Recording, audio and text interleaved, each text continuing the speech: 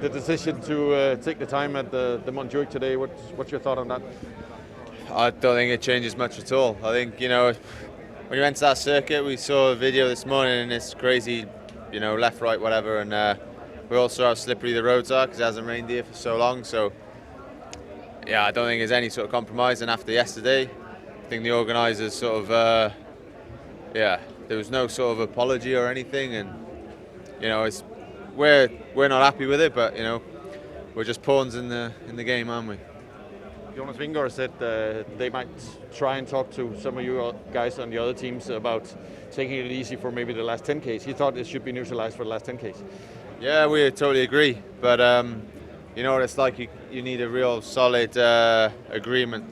Otherwise, trying to do it on the road, there's no chance. There's always someone that wants to go for the stage, and that we're not saying, go for the stage. It's fine. Everyone that wants to race can race, but just take the time on the GC early, because we can all race flat out and then have to be at the front, and for sure something's going to happen, and we may lose some GC guys, and I'm sure there's losing anyone. Everyone works so hard to be in top shape for a Grand Tour, and when the roads are as sketchy as they are, for me it doesn't make any sense. But Geraint, pawns in the game. Could you, as riders, the group, done anything yesterday when the forecast was what it was?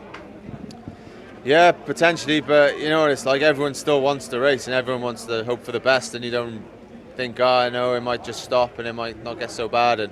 But then the way it did turn out, it was crazy, especially for the last few teams. They were racing in more or less darkness, and we were riding back to the bus in open traffic with no lights or anything, and it wasn't ideal, was it? What did you think about what Remco said? Did you hear that? No. Well, you said they shouldn't have had it so late. It's not so much the rain the problem, but the timing, because these guys were finishing in the dark. They finished later than you finished. Yeah, of course, and there's always that risk. No one can predict the weather, that's no one's fault. But yeah, just make it maybe an hour earlier. But there's a lot of other things that come into it, isn't there, with TV and money and all sorts. And as I say, we're just pawns. Can we do two more, please? Geraint, you've lost De Plus, obviously. Just tell us how that's going to affect you, and who is going to do the job that he was supposed to do. Yeah, obviously he's a great rider. He's going as best he's ever gone this year. On and off the bike, he's great to have around. So we'll definitely miss him, and you can't replace him. There's only 8 of us at the start, and now there's 7. But we can all rally around together, and like we did in the Giro, really, and stay positive now and try to keep focused and do what we do. And is there a sense of, I know that you can't really control what teammates are doing, but is there a sense of a bit of kind of culpability the rest of the rides, because you did go fast around certain corners, and that forces everyone to go fast?